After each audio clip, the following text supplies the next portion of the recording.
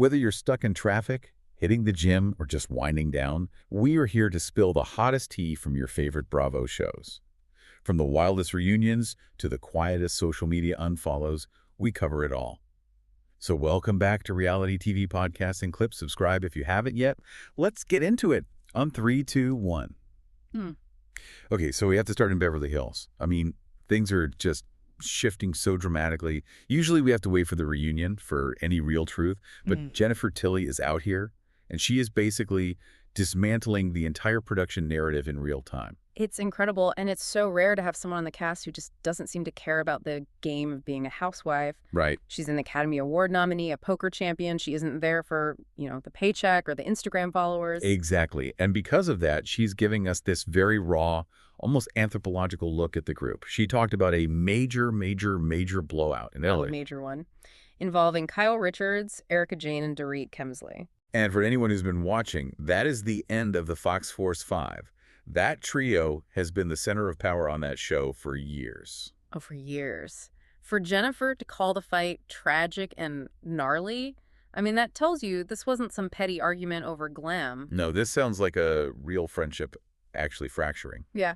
But what I thought was even more interesting was how she completely corrected the record about her relationship with Sutton Strack. Yes, because that's been a very specific narrative this season, right? Kyle Richards pushing this idea that Jennifer is somehow afraid of Sutton. It's a classic delegitimization tactic. Yeah. If you can make her friends seem scared of her, you make Sutton seem unstable. And Jennifer just flat out rejected it. She said very clearly, I do not fear Sutton. She actually explained that whole dinner party moment where Sutton supposedly snapped. In the edit, it looked like it came out of nowhere. Right, just sudden aggression. But Jennifer said no. Sutton was incredibly stressed. She felt cornered. So Jennifer's intervention wasn't out of fear. It was actually a diversion to protect her friend. It was a strategic move. She saw her friend spiraling and tried to take the heat off her. And crucially, she pointed out they hugged it out the next morning. It was a blip. But, and this is the key to all reality TV, she said the conflict only dragged on because Kyle brought it up again later. It became a game of telephone. That's the engine of the entire genre. Actual conflict resolution is bad for television. It's the worst thing for television. If you solve it over breakfast, there's no story. And I also loved her take on the new cast members, especially Amanda Frances. Oh, that was a brilliant comparison. Comparing her and Bozoma St. John's lack of show knowledge to Meghan Markle saying she didn't Google Prince Harry. It's so perfect. Her point was that Amanda is having these misstacks because she's trying to find common ground, but she just doesn't speak the dialect of this specific group yet. Right.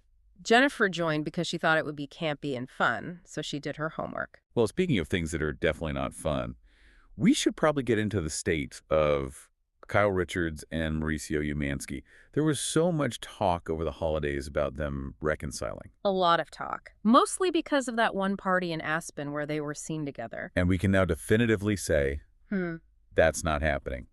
Kyle has confirmed they are not back together. Not at all. And Kyle's description of that night was honestly pretty heartbreaking. She talked about the countdown to midnight. Yeah, she said they did a group hug with their daughter, but that Mauricio was kind of looking around and seemed booked up. Booked up. That phrase just says it all. It's like his attention is a commodity she doesn't have access to anymore. And it goes right to the core issues she's been talking about. It's not just about rumors or time apart. It's about feeling respected. She admitted she does not feel seen or heard by him. She even said that when she tries to talk, she just shuts down because she feels stupid. Which is a devastating thing to admit. For someone who has built this whole career, this empire, to feel unintelligent in her own marriage, that explains everything we're seeing. And Mauricio apparently apologized. He said their daughters have even pointed it out to him, but Kyle's not really buying it. No. Her response to his apology was, I think, the final nail in the coffin.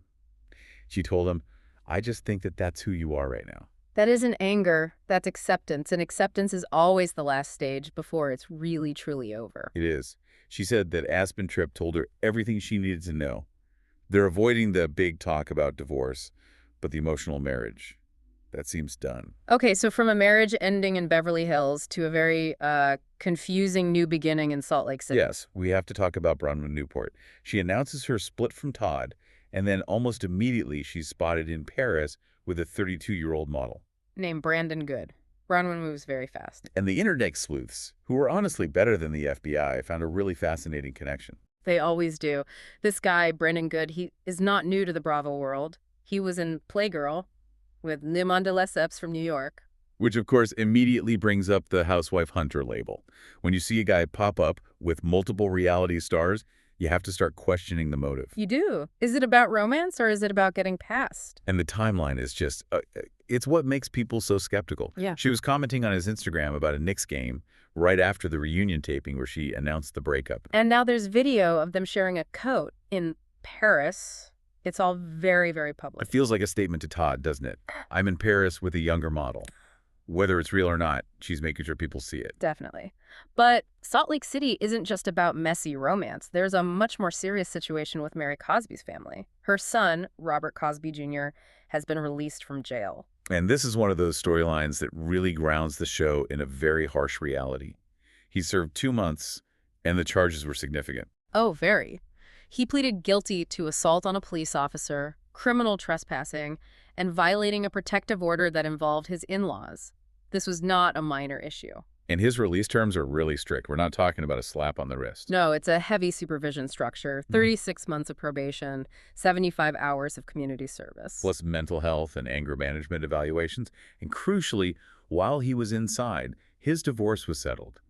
There's a permanent no-contact order in place now with his ex-wife. Yeah, his lawyer said he's planning to find a job and take responsibility. For Mary, who kind of exists in her own little world on the show, this is going to be a major pivot. It forces her to engage with reality in a way she usually avoids. It'll be interesting to see if the cameras are allowed to follow any of that. I doubt it, but we'll see. Okay, let's move east to the Hamptons and talk Summer House. We finally have the details on the Amanda Batula and Kyle Cook split. We knew they were separated, but Amanda went on Watch What Happens Live and dropped some information that really shows how complicated it is when your life is also your business. It's the ultimate millennial divorce dilemma. They've been living apart since late last year, but they're tied together by two huge things: their dogs and Loverboy. And the dog situation is so sad. They're litter mates, they're sisters, so they get depressed when they're separated. So they're literally co-parenting. They have Yeah. to see each other all the time just to keep the dogs from being miserable. It's this forced intimacy. It makes a clean break impossible. It really does. But the business side of it is where my jaw hit the floor. Amanda confirmed there was no prenup. Which normally would imply a 50-50 split of assets built during the marriage. But Amanda said she does not feel she deserves a portion of Loverboy. I really struggle with that. She did the graphic design. She created the entire aesthetic of that brand. It's her sweat equity. To say she doesn't deserve it because Kyle worked harder on it, I don't know. It feels like she's really undervaluing her own contribution. Well, she followed it up with a line that I think explains everything. She said Kyle worked harder on the business than he did on their relationship. Okay. That's the key. The business was the other woman, in a way. He poured his energy into that, so she's letting him keep it. She seems to be choosing peace over profit. And she admitted the thing she misses most about him is that he used to answer her emails for her. Yeah. It just shows how deeply enmeshed they were, even on an administrative level. Totally. And she also said she hasn't spoken to Hannah Berner, which I know people were hoping for. Yeah, she seems to be really just standing on her own right now, figuring out who she is outside of being Kyle and Amanda. And she said she'll probably date first, but not another castmate. A very, very wise boundary to set. Speaking of a total lack of boundaries, we have to talk about the Ultimate Girls Trip crossover season. There are reports of just absolute chaos. Specifically involving Tamra Judge and Shannon Bedore. This sounds like a situation where the show's format just acted like a pressure cooker. We're hearing about a fight so bad that both of them were banned from the finale. Banned from the finale. That is something I have never heard of before. Me neither. And it all started at a bunko party. It's supposed to be this mindless, fun dice game. It turned into a war zone. The reports say Giselle Bryant and Tamra were poking at Shannon, and we all know how Shannon reacts when she feels ganged up on. Oh yeah, she spirals. Yeah. And it got so toxic that production actually removed them before the cast even got to Final Destination. Which was Dorinda Medley's Bluestone Manor. And you have to think the format change was a huge part of this. This is a road trip season. They're stuck on a bus together, traveling from the OC to the East Coast. Right. You can't just storm off to your hotel room to cool down when your hotel room is moving at 60 miles per hour. You're trapped. You are trapped in a moving vehicle with your biggest triggers. It forces confrontation. It's actually interesting that Vicky Gunvalson managed to get through it. That is interesting. She's usually right in the middle of it. Apparently, she is really trying to avoid toxicity. She wants to show she's in a good place for her return to the main OC cast, so she stayed out of the Tamra and Shannon war. We'll see how long Zen Vicky lasts. Okay, finally, let's just quickly touch on Southern Charm. The reunion seating chart is out. And in the Bravo universe, the seating chart is the official power ranking. It tells you everything. And for this reunion, the first chairs, right next to Andy, are Craig Conover and Austin Kroll. So the boys have officially taken over the show. They're the anchors. On one side, you've got Craig, Madison, Vanita, Charlie, Rodrigo. On the other, it's Austin, Sally, Shep, Molly, and Whitner. Interesting. And there was a little bit of fan panic about Charlie Manley's birthday party recently. A classic case of social media over-analysis. Fans noticed Vanita Aspen wasn't in the first video Charlie posted and immediately assumed there was drama. An exclusion, a falling out. But then Rodrigo, who is often the voice of reason, posted a different video that clearly showed Vanita was there, she just wasn't in the first shot. It's a good reminder that, just because it's not on Instagram stories doesn't mean it didn't happen. Exactly. Sometimes a camera angle is just a camera angle. So as we wrap up, I'm thinking about all these stories. The bus trip from hell on Girls Trip, the dog custody situation on Summer House. It raises a question about how we view reality TV conflict. It does. We often just dismiss it as fake. But these setups, being trapped on a bus or being forced to see your ex multiple times a week for your pets, that creates a very specific and very real kind of pressure. That's a great point. In the real world, you can just walk away. You can ghost someone, block their number. These show formats completely remove that escape hatch. The setup might be produced, but the feeling of being trapped, that reaction is probably one of the most authentic things we see. You really can't fake the pure exhaustion of being stuck on a bus with someone you can't stand. And I think that's why we keep watching. We want to see what happens when politeness is no longer an option. A truly fascinating week in the Bravo universe.